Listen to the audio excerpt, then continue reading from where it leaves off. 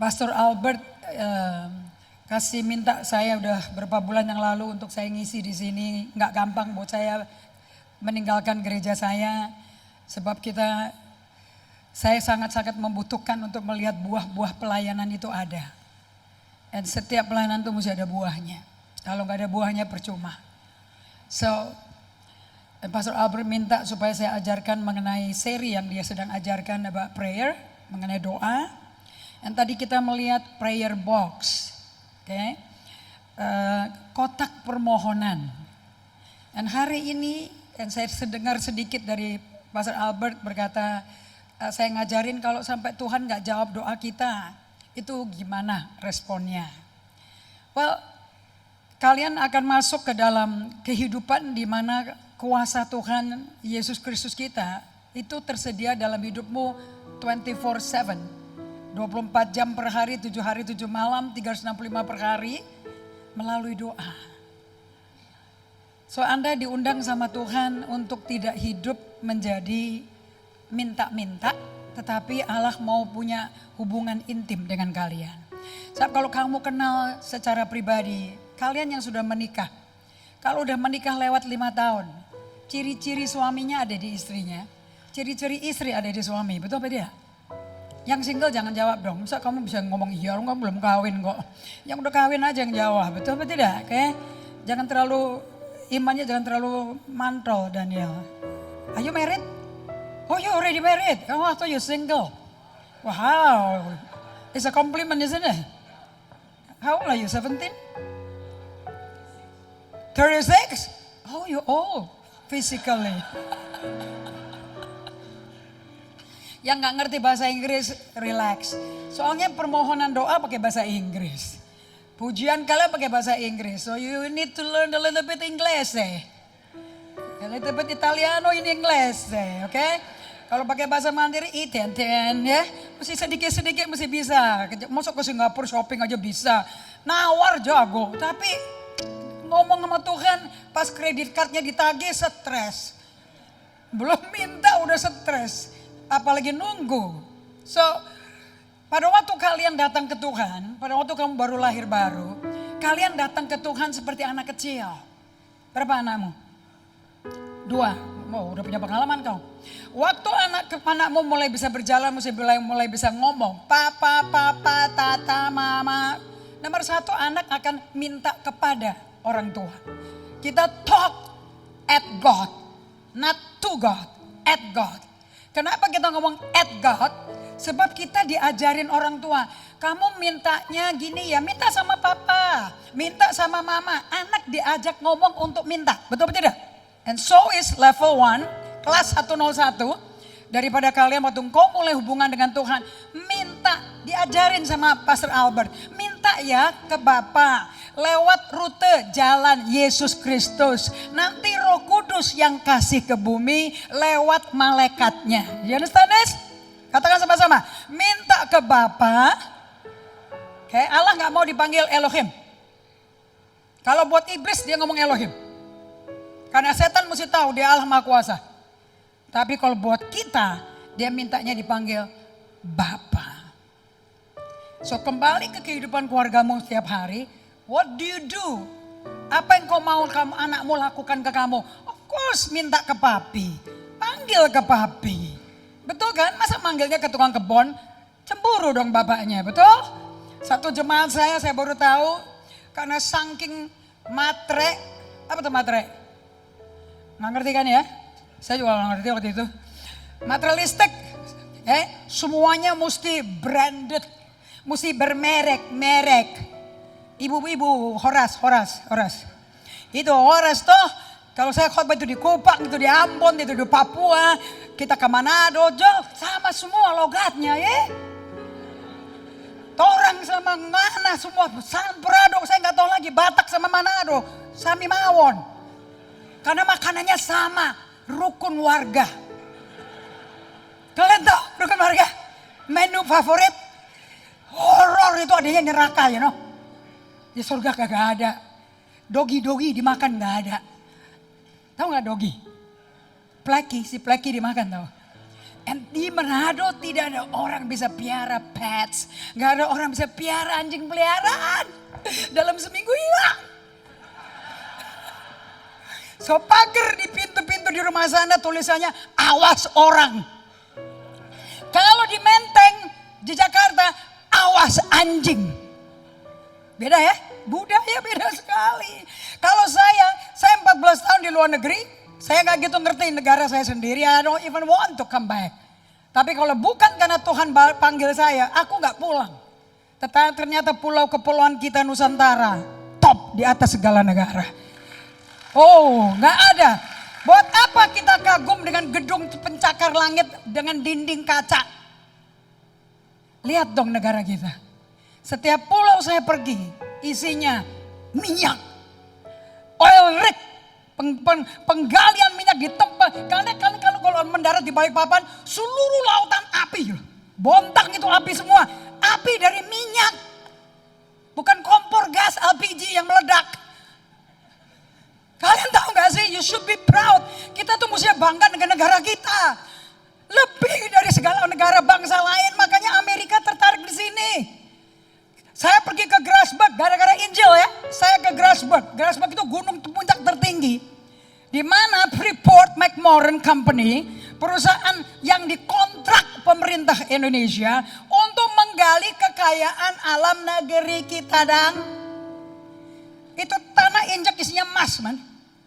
Diinjak isinya batu bara, diinjak isinya tembaga. Saya lulusan kimia, so saya tahu warnanya koper. Biru, turquoise. Dan saya menangis, naik cable car jam 5 pagi, dites semua jantungnya, dites semua paru-parunya. Karena ketinggian itu gak ada oksigen, sangat rendah. Kalau kamu ada sakit jantung mati, bunuh diri di tengah-tengah Tembagapura. Dapat tembaga juga kagak, mati lagi situ. Bodoh toh, mesti pintar gak kesehatan? Betul gak? Kurang pengetahuan, umatku binasa. Nangkap gak? So kamu mesti cari pengetahuan. Jangan cari pengetahuan dari khotbah. Khotbah 45 menit. Saya bilang kalau di gereja saya baru nafas habis. Itu baru appetizer tau gak? Makanan pemula. Kalau di sini udah langsung mau konten. Mana bisa? Makan tuh mesti dirayu dulu lidahnya. Dan saya turun dari cable car. Itu cable car lebih panjang dari cable car di Switzerland. Jadi kalau gak pernah ke Switzerland, gak apa-apa. Ke Freeport. Kalau dapat izin. Right? And Bapak Presiden yang lalu kita, Bapak Presiden Jokowi mampu membuat Indonesia menjadi pemegang saham mayoritas bukan minoritas. Kemuliaan bagi Tuhan. Tetapi dengan mayoritas, the more you receive, semakin besar kau terima, semakin besar responsibility-nya. Karena Allah kita bukan Allah sinterklas. Dan waktu saya turun, diajak makan siang di kantin pegawai, nangis aku. Karena di depannya semua orang Papua asli, gak pakai baju, pakai koteka.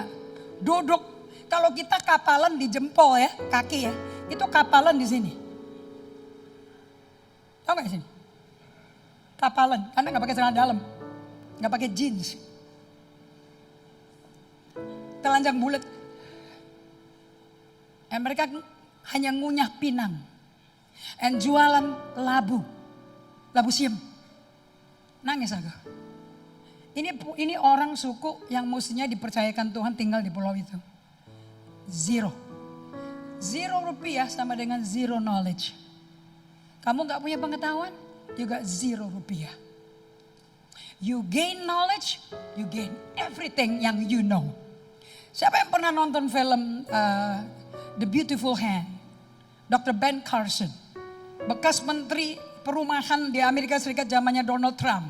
I think season ini akan diangkat lagi. Orang dari latar belakang orang hitam sangat miskin, zaman diskriminasi paling berat di Amerika antara hitam dan kulit putih. Sangat melarat, dibully, paling goblok di kelas ya waktu SD. And maminya menikah waktu dia masih umur teenager. Masih muda sekali, satu keluarga anaknya mungkin 20-an kalau gak salah. Dan so dia kerja, maminya mesti cari kerjaan, 2 kerjaan per hari. Maminya gak sekolah, gak lulusan sekolah. So kerja sebagai ART kepada keluarga-keluarga kaya. Dan keluarga kayanya suka karena rajin sekali and sopan sekali. And maminya pulang suatu hari ngeliat anaknya dua nonton TV. Di TV Interpunti. You should see the movie. Kalau layarnya kayak gini mendingan nobar. It's very good. Buat apa invest mahal-mahal kalau nggak dipakai? You know what? Now, mamanya pulang ngomong satu hal. Hanya ngomong satu hal yang merubah hidup Ben Carson. There's no rich people that I see are watching TV in the afternoon. Rich people read books. Gak ada orang kaya. Jam siang orang kerja nonton televisi. Orang kaya tempat saya bekerja baca buku. So anaknya dipaksa pergi ke public library, perpustakaan umum kayak Balai Pustaka Indonesia. Suruh baca buku. Dari gak mau, dari berontak. Maminya berkata, kalau kamu mau tinggal di rumah yang penuh dengan tikus, kamu mau makan tikus setiap hari, dan duduk di depan TV. Kalau kau mau punya rumah sendiri, kalau kau mau punya gelar, mau punya tujuan hidup yang jelas, dan baca buku. So dia pergi baca buku, dengan sukanya dengerin musik Philharmonic Orchestra, classic music. And pada waktu dia pergi ke library, buku yang dipilih buat dia adalah buku orang-orang dari nobody become somebody. Orang-orang yang gak berhasil, gak punya harapan, melarat, zero, anak pemulung, home shelter, punya perumahan, gak punya rumah, menjadi seseorang. Orang hitam semuanya. Dan ternyata Ben Carson melihat dirinya di buku itu. Sekarang kalau dia khotbah, he's an evangelist, he's a pastor, dia orang Advent. Dan dia ngomong seperti ini. You can do anything what you want to do. You can be anything that you want to be. You can have anything that you want to have. The key is between the front cover to the end cover. Kamu bisa memiliki semua apa yang kau rindukan. Kamu bisa menjadi semua apa yang kau impikan. Kamu bisa memiliki semua apa yang kau ingini. Kuncinya tersembunyi di antara sampul depan dan sampul belakang. Read the book. Dalam usia 33 tahun seperti Yesus selesai di kayu salib, Ben Carson menjadi profesor, dokter, ahli bedah saraf terpaling berhasil di dunia untuk anak-anak. Pemisahan anak kembar Siam dari Jerman dilakukan oleh Ben Carson usia 33 tahun. Perfect sampai hari ini mereka manusia normal. Berhasil. Karena nempelnya di kepala, di otak. Dan dia bisa belah itu otak. Tuhan ternyata melalui dia latihan membaca buku. Membuat dia bisa punya 3 dimensi. Cara membaca buku keluar gambar 3 dimensi. That's the gift from God. Dan bagaimana dia bisa masuk anak melarat yang hidup di tengah rumah dengan tikus. Kok bisa masuk ke Yale University. Bagaimana bisa masuk ke Ivy League University. Ketemu istrinya juga orang Ivy League. You know how? Gak punya uang ya. Karena dia suka dengan musik klasik. Waktu di interview sama dekannya. Waktu di interview sama dokter. Dosennya. Pembicaraan pertama antara mereka berdua. Profesor ahli bedahnya. Dengan dia untuk dia masuk mendapat beasiswa di Yale. They're talking about music. Saya maksud tahu pada kalian ya. Jangan pernah abaikan karunia yang Tuhan berikan pada kamu. Kalau Tuhan kasih karunia, harness it. Pupuk itu, kembangkan itu. Make a passion out of it. Biar gairahnya keluar. Karena itu jadi pintu gerbang untuk beasiswa bagi kamu. Kamu suka sport, kembangkan. Pasti pintu beasiswa kebuka bagi kalian. Because the world butuh pemimpin masa kecil, masa depan. The world butuh leaders. Dalam teknologi, dalam sains, dalam semua, dalam medical. Gak ada orang dilahirkan untuk gagal. Kalau sampai gagal, kamu gagal untuk percaya bahwa kamu ada potensi. So saya percaya Pastor Albert dengan latar belakangnya yang dia ceritakan ke saya. Di sini tempat di mana potensimu bisa dikembangkan. If you will listen carefully, dengar baik-baik. There's no limit that you can do. Limitmu adalah knowing your potential. Baca buku dari Dr. Miles Monroe, kenali potensimu, kembangkan potensimu, maksimumkan potensimu, lepaskan potensimu. 4 buku. Dari orang melarat, anak pendeta metodis, satu keluarga 14 anak, mengalahkan tim sepak bola nasional. Pendeta metodis, kalau makan, tidak ada satu anak yang tutup mata waktu doa makan. Kenapa? Kalau kelamaan tutup makan, nggak dapat ayam. Karena ayamnya cuma satu. So Miles Monroe siap begini. In Jesus name we pray, we thank you Father. Kalau nggak dia dapat lehernya terus. Atau cekernya terus. Dan dari situ dia menangis. Apa katanya pendeta melayani Tuhan? Kok hidupnya melarat? Nggak manusiawi sama sekali. Dan itu menginspirasi dia buka Alkitab. Yang dibuka cuma 4 buku. 4 buku ini isinya hanya satu pribadi saja. Dan dia sendiri yang ngomong. Namanya Injil Matius, Markus, Lukas, Yohanes. Tidak ada orang yang khotbah di situ kecuali Yesus. So kalau kamu nggak mau baca Injil, kamu nggak tahu siapa yang kau sembah. Dan ternyata dari 4 buku itu diperkenalkan kepada Miles Monroe, the best leader ever lived on the face of the earth. Namanya Yesus Kristus. Pemimpin terbesar, terbaik. Dan semenjak itu orang miskin itu, Miles Monroe is very poor, dalam kondisi melarat sekali. Dia suka naik sepeda ke rumah-rumahan orang kaya. Bukan mengingini, bukan iri. Dia cuma nanya, how they become like this? Kenapa kok kita hidupnya di pinggir kali? Dan dia bandingin sama apa kata Yesus. Dia ikutin Yesus sebagai pemimpin baru hidupnya. Hidupnya berubah. Sebagai pemimpin negara-negara, perwakilan Bahamas Island, bukan presidennya, pendeta Miles Monroe. Dia diundang menjadi pemimpin untuk membangkitkan pemimpin, develop leadership in countries.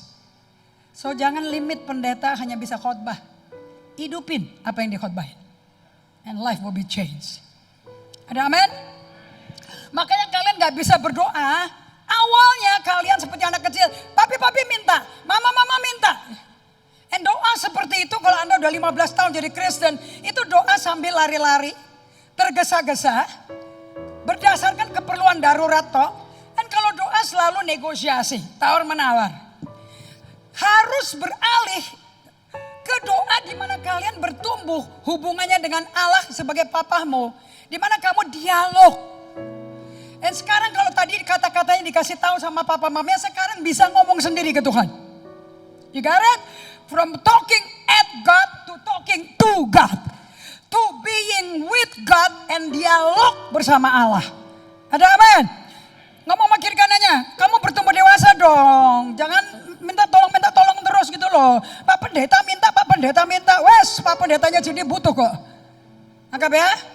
Menjadi doa keintiman, keakraban yang menyenangkan Tuhan. Dengarkan kata-katanya nih, menyenangkan Tuhan. Kamu selalu kepingin disenangkan Tuhan. Tapi Tuhan juga sebagai pribadi kepingin disenengin sama kita. Ada amin. And tidak perlu pakai performance. Gak perlu pakai show. Gak perlu pakai berkorban berdarah-darah. Dia hanya kepingin your time with him. Sekali-kali nyanyi lagunya Kim Walker. Just be with him. Beautiful lirik. Bagus sekali. Everything else can wait. I just want to be with you. Itu permintaan Tuhan lah. Jangan pikir kamu yang aku mesti doa. Kayak orang ngeden gitu loh. Kayak orang ambeien gitu loh.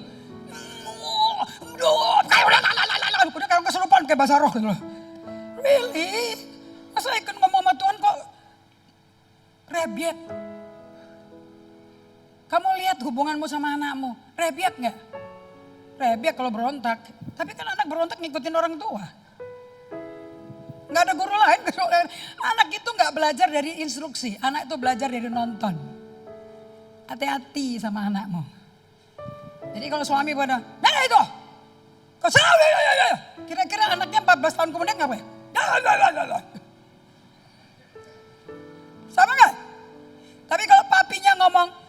sama istrinya, say.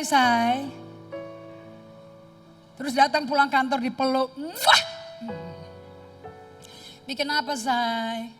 Goreng pisang toh yang kau suka toh. Pisang mamamu ini.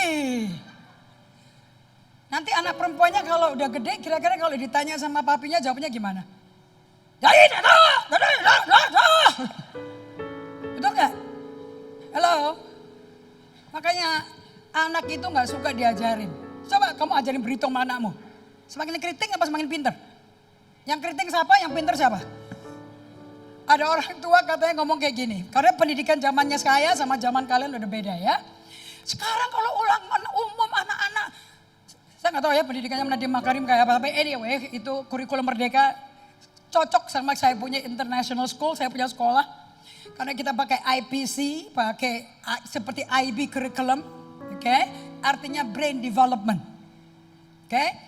Nah, orang tua ngomong gini, aduh, yang bukan sekolah ke saya ya. Aduh, sekarang kalau anak-anak ujian, stres kita. Stres tuh orang tua, pada stres gak kalau ulangan anak-anak tuh? Kita takut dengan naik, kita takut. Jadi yang belajar juga orang tuanya. Kamu pernah dengar gak Allah Bapa berkata, aduh anak-anakku kalau aku jadi berdoa, yang belajar aku juga. Pernah gak Bapak kita suka ngomong kayak gitu? Ngomel kayak gitu. Kenapa? Kamu itu banyak frustrasi, banyak komplain, banyak marah-marah, doa aja marah-marah. Because you are not pleasing God. Kamu gak izinkan Tuhan nyenangin kamu, makanya kamu gak senang sama Tuhan. Yang Tuhan mau bahwa kamu berada bersama Allah Tritunggal kita day by day. Doa seorang pemula kalau masih seperti ini good. Okay? This is what we do. Doanya singkat, pendek, jenisnya sambil buru-buru, on the run. Dan selalu dalam kondisi pas kepepet atau darurat. Contoh ya, siapa yang doanya kayak gini? Oh Tuhan tolong. Tuhan aku butuh ini. Dalam nama Yesus, amin. Yesus sembuhkan temanku, sembuhkan papaku, sembuhin mamaku. Tuhan bantu aku mengerjakan tugas ini dengan benar ya Tuhan ya. So, kamu pikir Yesus itu apa sih? Supir, guru bimbel, bankermu. Tuhan, negosiasi. Di gereja banyak negosiator. Tuhan, jika kau mau bebaskan aku dari kasus ini kasus rumit. Aku janji deh Tuhan, aku tak akan ulangi lagi perbuatan bodoh ini. Gue tobat Tuhan. Pasti sini gak ada ya. Udah senior sini. Tuhan, jika engkau bantu aku diterima di pekerjaan baru ya. Gue janji deh, gue ke ibadah tiap minggu. Dulu kalau inget. Kalau sekarang mau tiap minggu. Nanti ditanya sama Pastor Albert. Kursimu kosong terus. Katanya bernasar mau tiap minggu. Tuhan sayangku. Jika engkau bisa buka pintu bagiku untuk bisa masuk ke wawancara ini. Aku janji deh aku lebih rajin berdoa.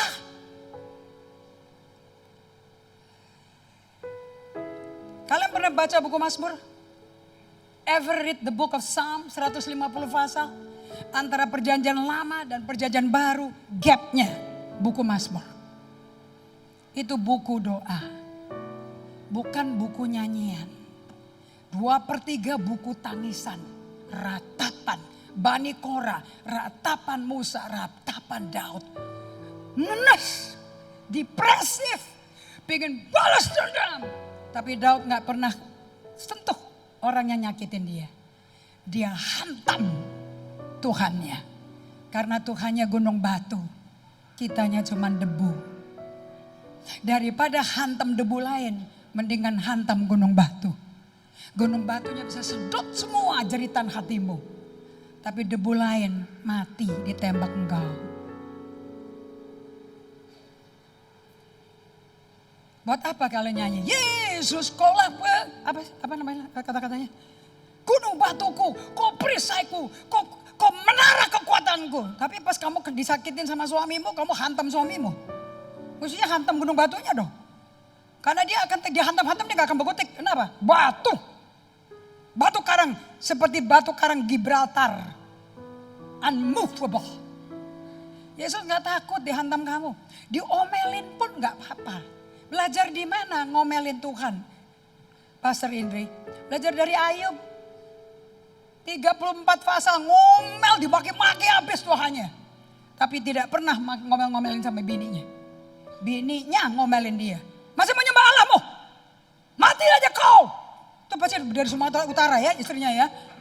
Persis ciri-ciri ngomongnya kayak orang Sumatera Utara. Persis kayak orang Minahasa, you know. Masih kau menyembah itu Tuhan Allah itu? Mati saja kau. Saya langsung ingat pulau. Iyor malam. Kan kok bahasanya persis loh kayak orang di Papua. Tapi transmigran. Kok persis ya sama orang di Sumatera Utara. Sama orang Minahasa asli. Sama Jo. Lebih galak bininya daripada Tuhannya. So kalian mesti belajar pagi hari ini untuk menyadari. Dari merenungkan. Katakan merenungkan. Ini kata-kata jarang dipakai. Makanya saya tuh paling suka nyanyi lagu ini. Semua orang yang biasa ngikutin saya berkata, Ibu Indri kok paling suka nyanyi lagu ini terus. Dari abad ke abad ke abad. Dari Ibu Indri masih 40 sampai sekarang 68. Nyanyi ini gak ada lagu lain kah? Gak ada. Yang bicara sama Tuhan yang ini. Mau tahu lagunya apa? Mazmur 104. Inilah yang ku renungkan. Kapan kamu bahagia karena Tuhan? Tanpa ada promosi kerjaan di kantor. Tanpa ada naik gaji. Apakah Tuhan kebahagiaanmu? Tanpa kamu merenungkan firman. Bahasa Inggrisnya meditation. Meditasi. Meditate the word day and night. Yosua gak bisa menaklukkan 7 negara lebih besar dari Israel. Ingat ya, Israel cuma 3 juta loh. Tapi mengalahkan seluruh dunia. Seluruh dunia lagi di pusat Israel. Gila gak tuh? Keren gak tuh? Mau rudal, mau drone, mau bom. Semua nyerang Israel. Gak ngancur loh. Pikirkan. Tanah keselamatan datangnya dari bangsa Yahudi. Itu Yohanes 4 itu. Isn't it amazing? Kamu tuh bangsa pilihan. Umat pilihan Tuhan. Jangan mentalnya kayak orang dunia. Ekonomi anjlok ikut anjlok. Ekonomi naik ikut naik. Kamu kayak yoyo lama-lama mati loh. Gitu. Sadari. Renungkan kitab Mazmur 1 ayat 1, 2, 3. Jangan kau bergaul sama orang fasik. Jangan duduk-duduk sama orang berdosa. Jangan minta nasihat kepada pencemooh. Tetapi kesukaannya, your delight. To meditate, merenungkan firman Allah siang dan malam. Maka engkau seperti tanaman ditanam di dalam tepi air. Akarnya selalu dapat nutrisi, dapat air. Gak pernah tahu masa kekeringan. Walaupun musim kemarau datang, tetap berdaun, tetap menghasilkan buah pada musimnya. Kalimat terakhir. Dan apapun yang kau buat berhasil. Apa kuncinya? Apa kuncinya? So prayer tidak stop di minta. Prayer is about being with God. Beri waktumu, stop kerja, stop mikirin problemmu. Just be dengan Tuhan. Be still. Di hadapan dia, nantikan Tuhan. Doa adalah satu-satunya kunci yang membuat kalian bertemu dengan Tuhan. Sudah cukup membawa problemmu, dibawa biar Tuhan lihat. Bagaimana mesti dibawa ke Tuhan? Orang dia tinggal di hatimu kok. Hatimu tuh di mana? Yang dada kiri atau yang ada di sini? Kamu gak tahu kan? Keluarin ke King James, Yohanes 7 ayat 38 please. Di media. Saya ajarin ya. Sedikit-sedikit bahasa Inggris deh, oke? Oke? Speak English deh. Little, oke? Kalau kebenarannya ndak rugi. Kalau film Hollywood rugi dong. Penipuan itu, kotor itu, najis. Kalau firman dong, bikin kita cantik jua. Awet muda. Saya awet muda gak? 68 kayak begini. Iya dong. I feel good. I feel vital.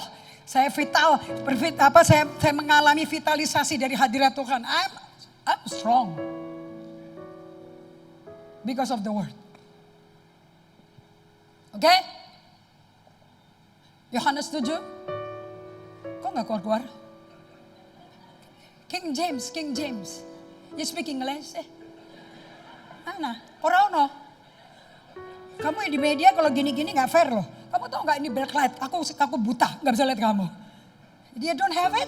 Daniel, agak purbakala kau. Yohanes 7 ayat 38. Kenapa ayat 1? Mau pulang, aku udah habis bentar lagi, waktuku mahal ini. Berharga apa yang kubagikan. Oke, fokus ya, fokus. Biarin Yesus yang ngomong. Dan jangan ngomong pakai handphone. Bunuh itu handphonemu.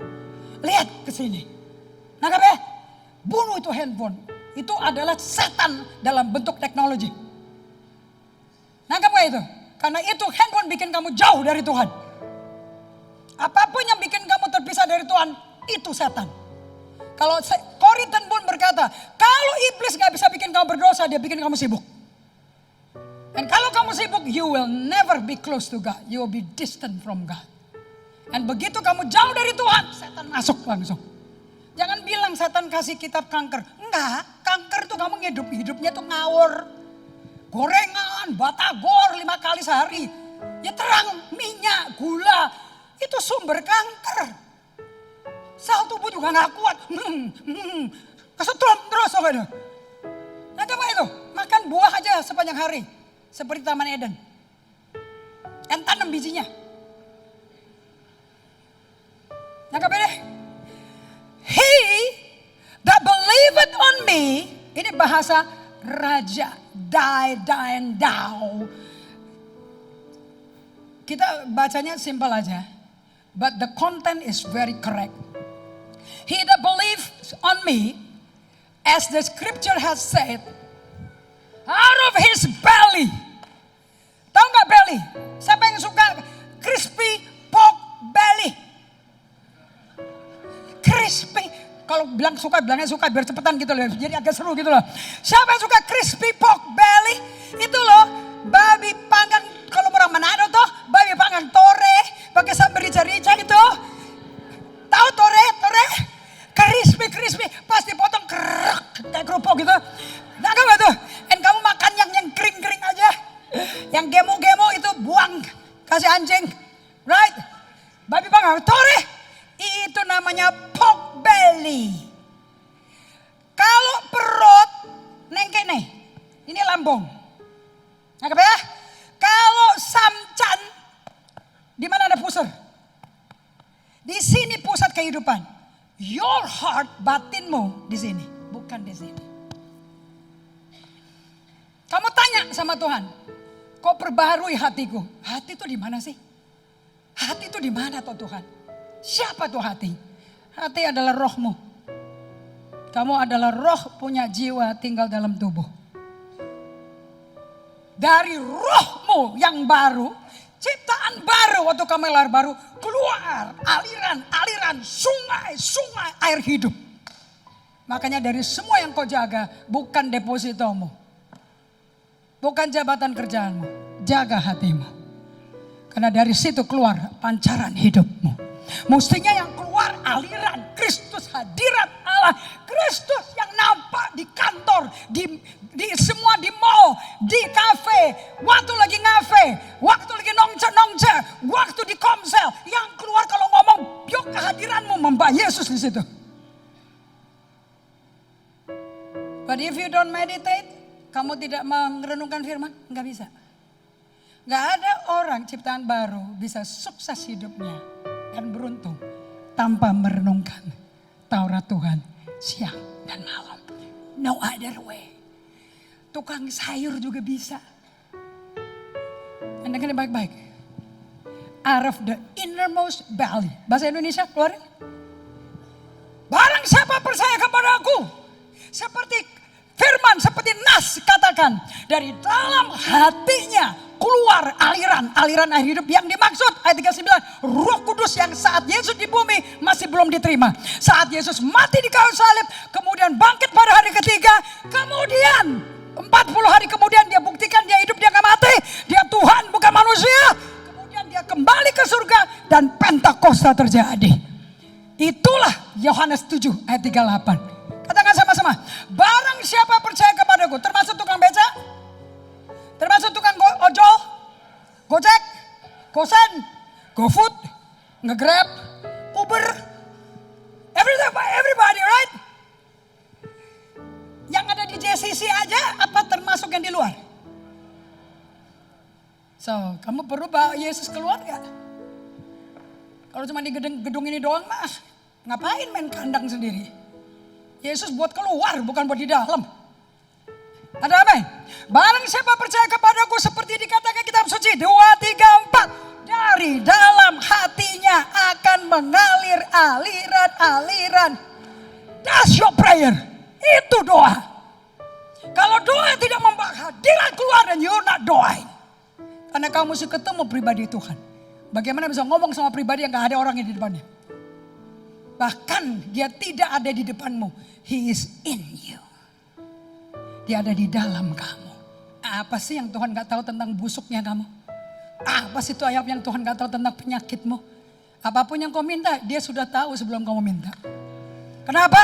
Bukankah tubuh kita bait Allah, tempat roh Allah berdiam? Bukankah roh Allah itu Kristus Yesus?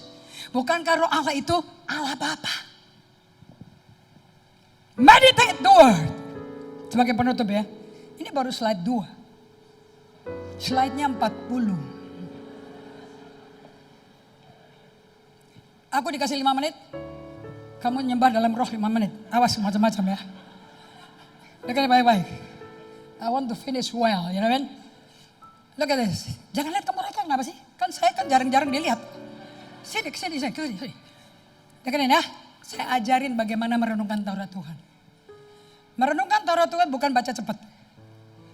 Merenungkan pada Tuhan gak mungkin baca skematik. Merenungkan pada Tuhan. Kamu duduk di kaki Yesus seperti Maria.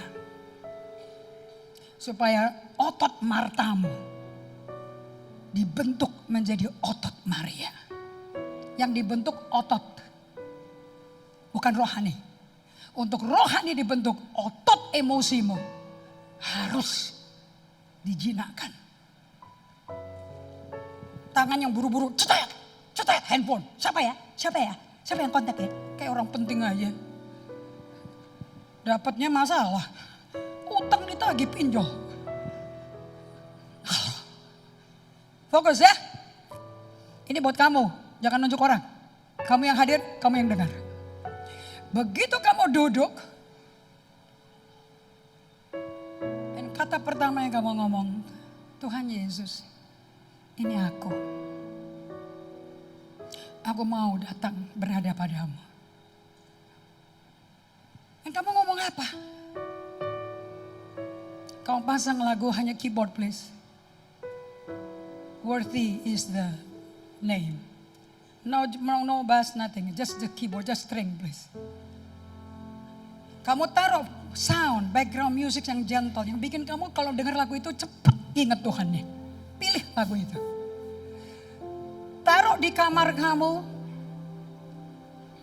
Jauh dari kasur yang bikin kamu suka ngorok. Pasang lilin supaya suasananya tenang buat jiwamu. Dan firman yang berbicara pada kamu buka. Say melalui Yohanes 7:38. Barang siapa percaya.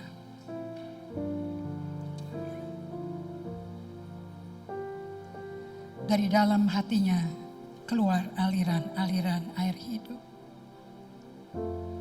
Lord, Kau berkata, barang siapa percaya. Bikin aku percaya Tuhan.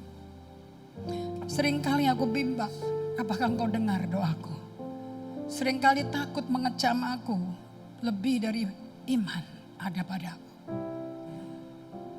Barang siapa percaya. Barang siapa percaya. Dari dalam hatinya. Sesuai kitab suci katakan. Keluar aliran air hidup. Kamu ulang-ulang berulang-ulang persis seperti sapi makan rumput.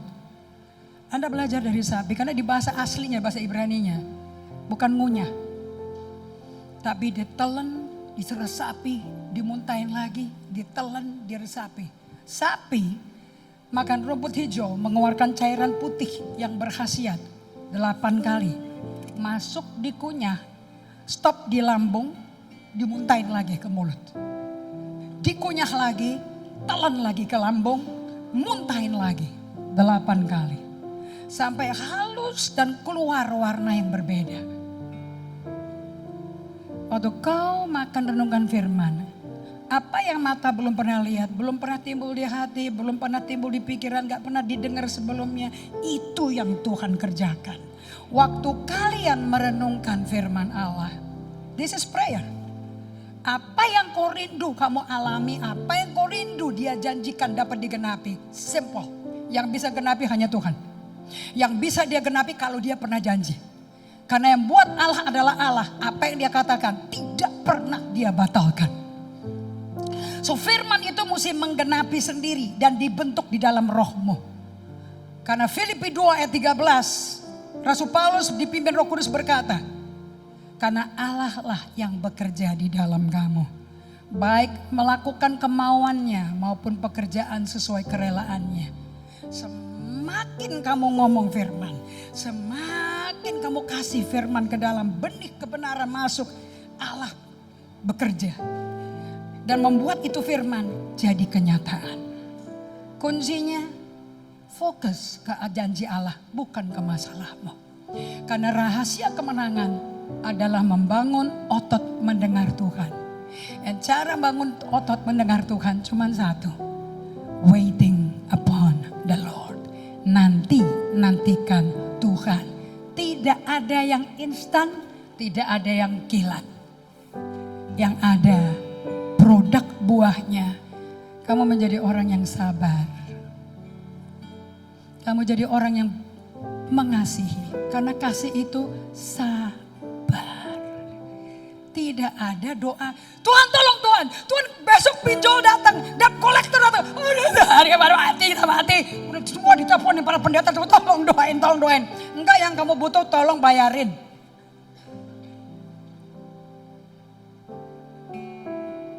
Buat Tuhan sentuh hati orang untuk membantu kamu. Tapi karena firman-Nya enggak bekerja dalammu, enggak terjadi apa-apa. Tundukkan kepala.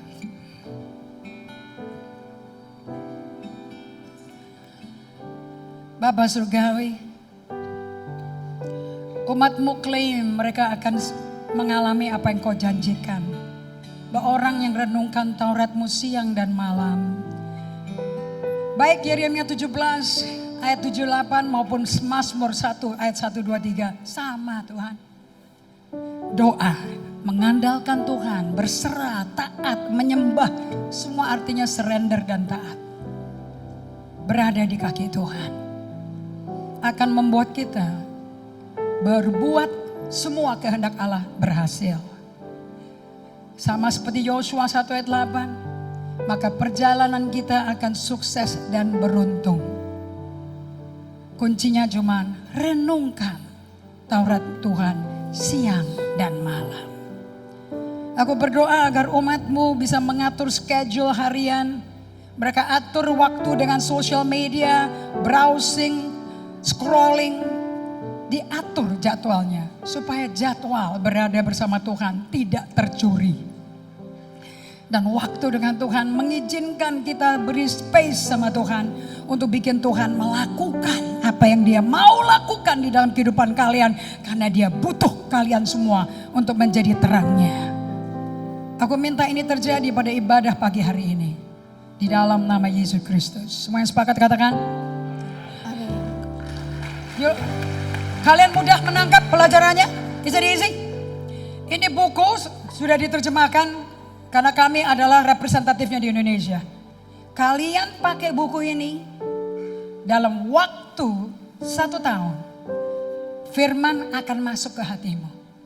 Otot memori untuk mendengar suara Tuhan akan terbentuk. Bukunya ada di depan dan saya minta Anda praktek yang tidak boleh beli buku itu tanpa buku teks yang mengajarkan kenapa mesti seperti itu. Tujuan Allah cuma satu. Semua ini koleksi buku yang bikin saya berubah. Nothing is better than being in the presence of the Lord. Tidak ada yang lebih indah daripada di hadirat Allah. God bless you everybody.